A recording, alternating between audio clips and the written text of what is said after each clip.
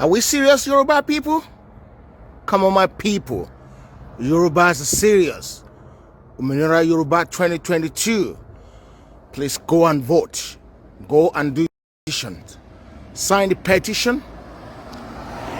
We don't want to be slave again. Tó àti òdodo.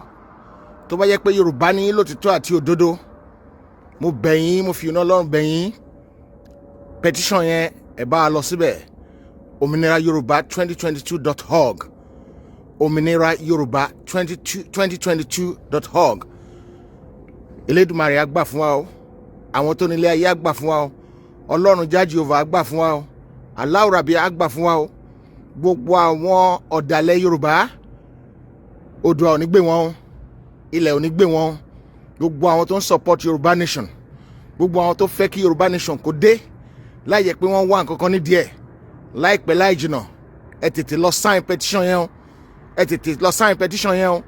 Kẹ́ sign ẹ̀ kó pé pérépérépéré kó tún lé pàápàá ká lè mọ̀ pé lótìtọ́ àti lódodo lẹ fẹ́ ilẹ̀ Yorùbá lótìtọ́, ilẹ̀ olómìnira Yorùbá.